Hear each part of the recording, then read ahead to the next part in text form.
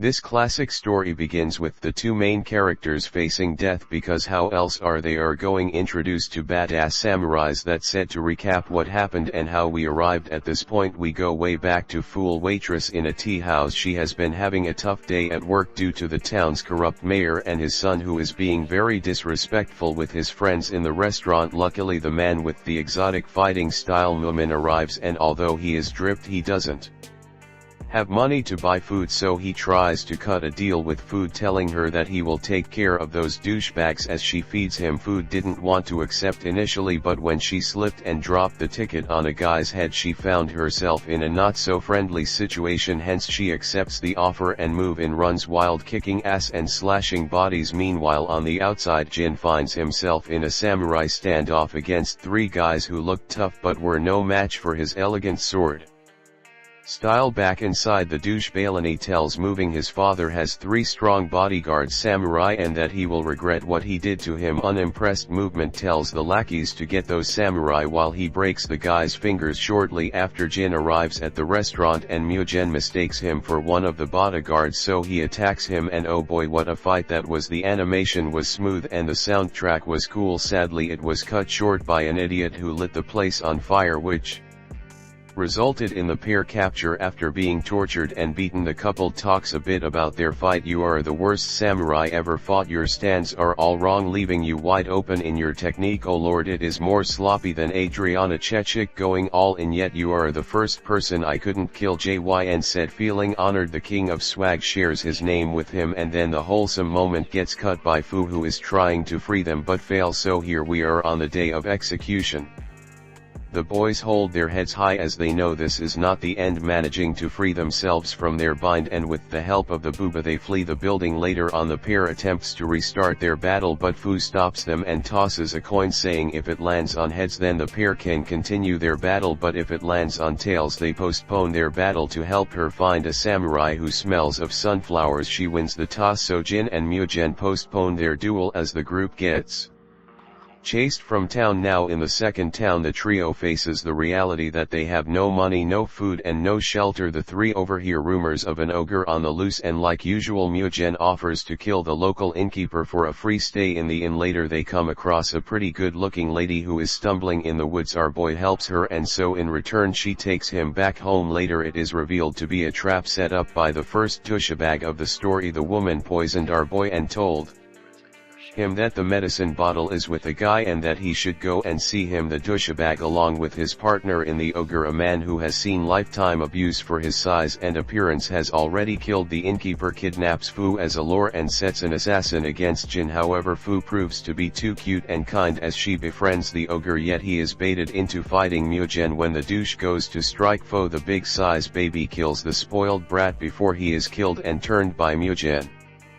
The assassin, having fought Jin to a standstill, concedes the fight and leaves as his client is dead. While on the road to the next town, Mugen and Jin trick Fo and abandon her, which is highly untestable as she won't shut the F up. Mugen goes to a restaurant and steals food from a gang, enraging them into a fight. However, their leader Nagatami is impressed with Mugen's ability and hires him as a bodyguard over his bodyguard JYN. Later eats at the same restaurant but cannot pay for his food and must work as a sword for hire by Suzuki, not the edgy kid from Marudo but the heir to the rival Yakuza gang. Move-in is working for Suzuki, struggles to fight against the rival Yakuza Nagatami because his sister-like friend Isuzu was forced into prostitution to pay off her father's debt, the same brothel that Fo was forced to work at when captured. That karma is a thing, and it brought the trio back together as Mugen re-encounters JYN when he was guarding Suzuki to break into Navitami territory in an attempt to save Isuzu. Fu interrupts their fight, then Jin and Suzuki escape using flash bombs. Mugen urges Nagatami to take Kora territory by force, but Nagatami refuses to and explains that obtaining their territory through legal means is more effective. Furthermore, Navitami discusses his plans of ruling the land through control, something which Mugen disagrees with, so he leaves the gang. When Jin deters Suzuki from saving Isuzu, Suzuki accidentally kills a man belonging to the Nagatami gang and is Captured Nagatami confronts the boy's father, the leader of the rival gang, and the two agree to gamble the kid's life or Korra's territory. On the night of the gamble, Fo escapes from the brothel but is mistaken as a dice roller. When Suzuki's father loses, he instead commits seppuku to honor the outlaw on her code, yet the other leader doesn't care about the code and reveals that he will be attacking the territory of the other gang. Then Mugen abruptly interrupts and creates chaos, killing people left and right with the help of his homie. Later, Nagatami is killed by the original bodyguard that was replaced by Mugen previously. While the trio is at a restaurant, Fo meets an artist who seems to be in the middle of a slave trafficking situation. As the detective Mans of the Saw narrates, Fun now is posing for the guy for pay. Jim plays games with an old man for the prize being a bag of gold if he wins, while Mugen is doing move-in things like beating up street thugs and taking their money. Yet as with all things with this trio, Shiko sideways. The artist is finished and Fo is kidnapped by the local Yakuza. The painter explains while trying to free the main girl that he was working for them due to his paintings not selling, but the convo gets cut short when they actually catch him, so they beat the guy up and throw him back in his house where Mugen happens to be waiting. Mugen helps save Fo while Manzo arrests the man Jim is playing with. As it turns out, he was the leader of the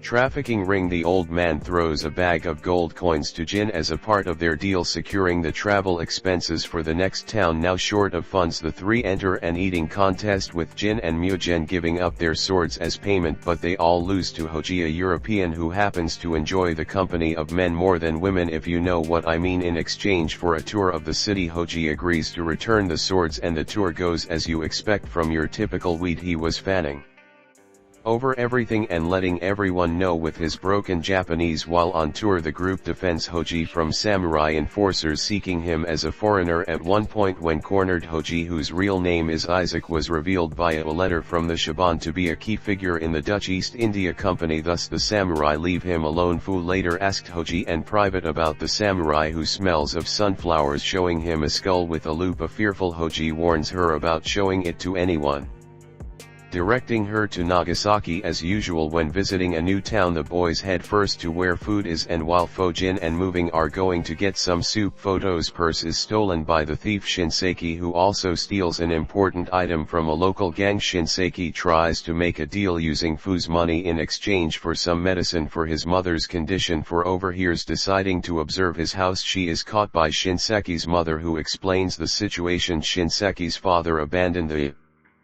family many years ago, leaving her son to care for her alone. Later that night, Shinseki visits the doctor that helped him treat his mother, but the type of medicine that can fully cure her is far more expensive. The next morning, Fu confronts Shinsuke, but they get attacked by the gang and forced to hide. While hiding, Full and Shinseki bond, Full revealing her past with a missing father and sick mother. Meanwhile, the boys arrive at the scene and find out the guy who took the money has taken through a hostage, so Moving charges in and takes on the gang from earlier to rescue Fo, giving Shinsuke an opening to escape, but is killed by police during a fight, ending this event on a low yet realistic point. However, the singing swordsman Nagamitsu and two accompanying thugs are here to lift the atmosphere, as we find out they are on the hunt for Chin, challenging any glasses wearing samurai they find. While the restaurant Muvine and Jin are infatuated with a well-rounded busta woman, the thick mommy slips something in Mugen and Jin's drinks, knocking them both out. Meanwhile, a jealous fool goes out to meet Nagamitsu and learns that Nagamitsu is trying to challenge a samurai wearing glasses. Realizing it might be Jin, she tries to warn them but finds both Mugen and Jin unconscious. The trio manages to earn money by doing some kick-ass tricks, earning them enough money equivalent to the amount that was stolen by the dummy thick lady, so the group heads to an antique shop to buy Jin eyeglass. The other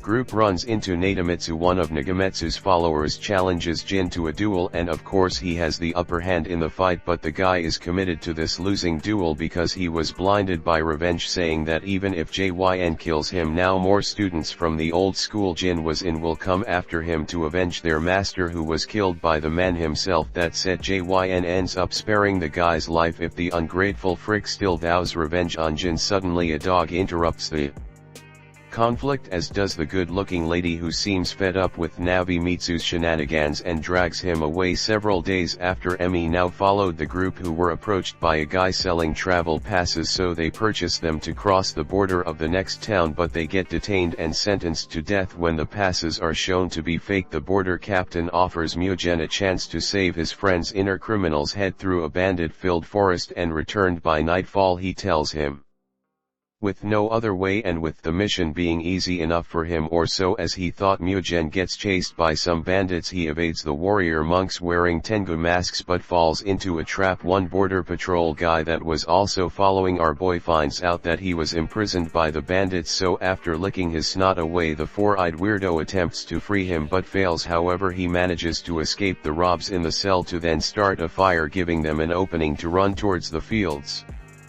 During the chaos, Mugen fights the bandits, who outnumber him. Luckily, a fire spreads into their field and releases hallucinogenic gases from burning all the grass. The fumes reach the border post, saving Flu and Jin from execution as the guards become docile and the three reunite. Fo and Jin come across Mugen partying with the warrior priests and with the holy folk. We continue our journey as the three are offered food by a priest if they clean his dojo. When Fo is doing errands, she hears about a string of mysterious killings where the victims are all skilled samurai with a large bounty offered for his capture. Mugen is the only one interested, and while going to a bar to drink, a man talks in about the mystery killer. Mugen realizes the man is the killer and attacks. During the battle, Mugen is briefly overwhelmed by the man's non-contact attacks before the police arrive, with him promising to fight Mugen on the next full moon. Later we see Jin being suspicious of the priest to the point of holding him at sword point, saying he's too fast to be an ordinary old priest. The priest reveals that he is the killer's teacher. The guy learned the secret techniques surrounding Shi after being shipwrecked in China, and his violent ways caused the two split. Hearing this, Mugen trains hardcore in preparation for his fight, and before he heads out to battle, Full reminds him about his promise, while Jyn says, "Remember, I am the one who is supposed to slay you." After this kind of wholesome moment with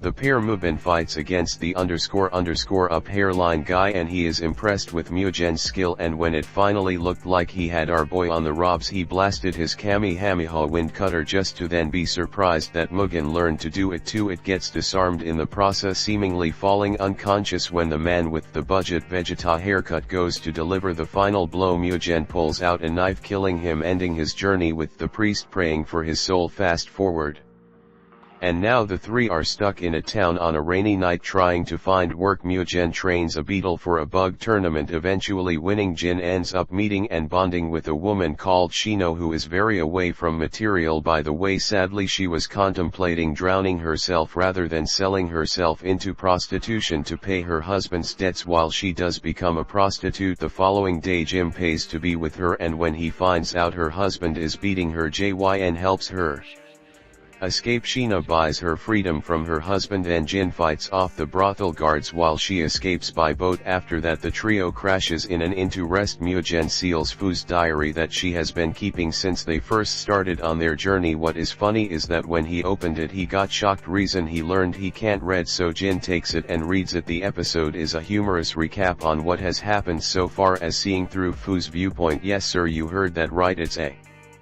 recap within a recap, and just like how you all been a comic, you fought and criticized the video, the boys did the same thing. While going through the diary, they found out that their initial journey to Edo was in pursuit of a rumor that the Sunflower Samurai was seen there. In the end, they find a note written by Fu saying that she knew they would try and snoop into her diary, which enraged Mugen. Later, Fo, Mugen and Jin go to the beach for the first time, and the trio meets Mugen's childhood acquaintances Koza and Mukuro. After losing a bet to Mukuro, Mugen is forced to join his old bud on a job. The job is to steal gold from a government ship, and Mukuro secretly reveals to Koza that he plans to kill Mugen to tie off loose ends. While Mugen is fighting the government officials, Mukuro blows up the ship Moving was in. In turn, Koza asks Jin to kill Mukuro to avenge Move-in, so the man says okay, and they head to it, leaving Fu, who finds Mugen's body near the shore. Meanwhile, Mikuro and his associate are discussing matters in a hidden area that they plan to use until it is safe to escape, and Mukuro comments on his efforts to hook up the lackey with his sister. Fast forward to Koza arriving at the safe house where Mukuro is. Mukuro tells his sister that the lackey is waiting for her. Some legion appears and calls the douche out and kills him in revenge for Mugen, since he believes himself the only one worthy to kill the Swag King, which we all know is another way for him admit that he likes the guy that said. Jin realizes he has been tricked, and while trying to find the little rascal he sees a weak in Mugen, Mugen confronts the lovebirds and effortlessly kills the lover boy. Realizing that Koza is deeply lonely, Moving just ignores her, walking past the little bee and leaving her to her life without anyone who cares about her, as well as without the information about the gold the gang stole. However, not all things feel bad, as the anime gods smile down on the gang while fishing. They three discover a large bag of money which they use to get a good meal in the next town. So good food transformed into what Mubin calls a human pig, and the spending didn't end there, as the boys ditched Fo to go to the town's red light district, where they crashed into a hotel known for its good women. Funny enough, all the options were below mid except for one girl that Mumin scored by winning a game of rock paper scissors. Unfortunately, we find out the money is forged and not intended for the public. The local gang leader behind the forging believes is Shogunate spy Atsuho, with our boy is responsible. We also learn that they have caught and tortured her partner. After hearing all this from the next room, Itsuya uses movement for her ends, promising to sleep with him if he helps destroy Jinza's gang, and with the power of Horny by his side, Moving became a one-man army, finishing everyone in sight and fulfilling his end of the deal. But sadly for our boy, when he finally goes for the prize, the ninja girl knocked him out and left him under a tree outside town. However, when she departed with her partner, she genuinely said promise to marry Mugen when their journey is completed. Fo, Mugen and Jin continue to wander the woods. They get into a massive fight regarding their mission of finding the Sunflower Samurai. Impatient and irritated, Mugen angrily presses Fu for information about their journey, but Fu remains stubborn about revealing all the details. After things get too heated, the three split up and go their separate ways. Fo was briefly abandoned by her pet Momo and falls into a river. Mugen is misidentified as a Matsumai clan soldier and is attacked by a man, Okuru. When Mugen asks who is he and who are these clan guys, hearing this, Okuru leaves him. Meanwhile, Jin is attacked by his former classmate Yukimaru. Not wanting to kill him, Jin jumps off a cliff on the other side. Okuru rescues Fu from the river. While hiding, Mugen is ambushed by the Matsumai clan, who mistakes him for Okuru. Mugen manages to defeat the Matsumai clan guys and capture a member, who reveals that Okuru murdered an entire village, members of the Matsumai clan, and even his wife and daughter. On the other side, Fo asks Okuru to travel with her to find the Sunflower Samurai, but Okuru declines. Meanwhile, Jin is recovering from his fight with Yukimaru and overhears the Matsumai clan talking about moving in. Mugen meets Okuru again, and Okuru explains that the Matsumai clan spread disease into his village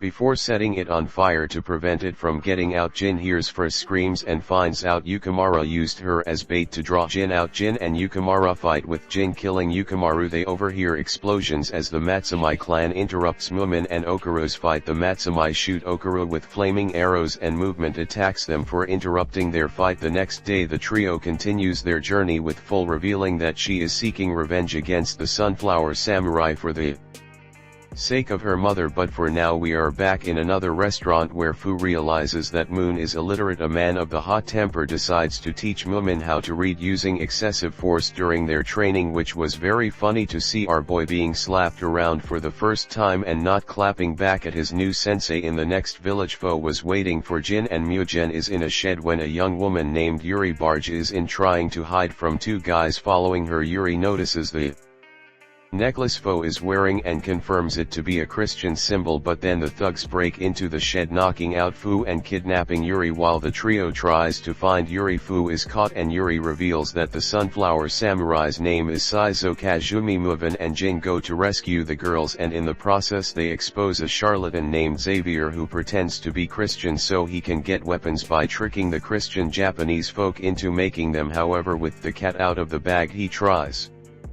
to escape and ends up accidentally killing himself. The next morning the trio says farewell to Yuri. Fu then reveals that the Sunflower Samurai is her father. Before heading to the next town, Fu, Mugen and Jin meet a blind woman named Sarah. Was a traveling musician. Because of her blindness she can sense the emotions of the group during her travels. The trio grows close to Sarah, especially Mugen. One night Sarah asks Fu if it is okay for either Jin or Mugen to accompany her to her destination, and Fu chooses Jin, thinking Jin would refuse. However, much to her horror, Jin accepts and leaves with Sarah. That night Jin is attacked by Sarah on top of an old bridge. Sarah overpowers Jin, but Jin cuts the bridge ropes, sending them into the river. The next day Fu and Mugen find Sarah, and Sarah lies that she could not find Jin. While investigating, women finds Sarah's damage instrument and cane and realizes Sarah is lying. He confronts her, but Sarah attacks and is stopped when Fu shields him, and she leaves conflicted in her feelings. Jyn recovers, having been saved by a fisherman, and Sarah is told by her employer to stop the three or her son will die. The three reunite, then move in as a final fight with Sarah, which she deliberately loses. Mugen asked her why she helped back before she dies, and Sarah reveals that she has nothing to live for now that her son was already dead. The trio tries to go to Ikitsuki, where the Sunflower Samurai resides. An American ship crewed by baseball players arrives. The Americans want to do business with the Japanese by force, using intimidation tactics on the locals. A man wearing sunglasses makes Fu, Mugen and Jin play baseball to get the American, who sounds French in the dub, to leave the town peacefully alongside an old man who dies during the match. Mans of the Saw, you remember him from earlier, also played in the game. Ironically, a doggo with a bat in his mouth did better than him. Sadly, the doggo got a ball to the guts that dropped him down, just like what happened to the ninja wearing sunglasses who was killed during the game, with Moving being the last man standing in a 1 versus 9 situation. He managed to clutch the game, injuring the American baseball team with his powerful throws, winning the match. All in all, this was a good comic relief moment before the __ storm the characters will face when the final obstacles are revealed. Karada Kabitoki, the Hand of God, is a powerful samurai who gets recruited by the shogunate to kill the trio before they reach Fu's father Siso Kazumi, the Sunflower Samurai. Meanwhile, 3 assassins are also tracking the group, killing anyone that gets in their way. Mugen, Jin and Fu finally arrive in Nagasaki, their final stop before Ikitsuki, but Fu is feeling sad about their journey ending, so she tries to find souvenirs before leaving them with a thanking note and heading alone to confront her father. Karada meets Mugen and Jin and states that Fu's father was one of the leaders of the rebellion and that the shogunate was tracking the trio to Finfu's father. Karada challenges them to fight. Meanwhile, Fu was attacked by the assassins. Mugen and Karada fight, with Mugen being easily defeated. If you thought it will not be a short fight, I guess you missed the point where the guy is called the Hand of God. That said, Mugen's fight with him really ends when the lunatic assassin arrives to tell Mugen and Jin to go to the church on Ikitsui to save Fu. Jintel is moving to go, and Karada expresses interest in killing the samurai who killed Inshiro Maria, Jin's teacher. It is revealed that Jin killed his master after Karada persuaded Maria to turn his students into assassins and later order Maria to kill Jin. Karada and Jin talk about how the age of the samurai is about to end before the two fight again, ending the duel with the Hand of God seemingly cutting down Jin. Meanwhile, the lunatic assassin is attacking Mugen on the boat to Ikitsui. It was closed with our boy on the robs. However, when the battle went underwater, Mugen killed him, but not without being gravely injured. Then Mugen finds the head lunatic holding Fu captive, and he reveals that he and his bench brother were government officials that were on the ship Moving, and Nukara blew up in misguided miscreants. The creep agrees to free fall if Moven gives up his sword, and Moving agrees. After letting Fujo, he attacked Mugen viciously while Phil reaches her father. Finally, Phil confronts her father Kazumi, who is dying of illness. She is angry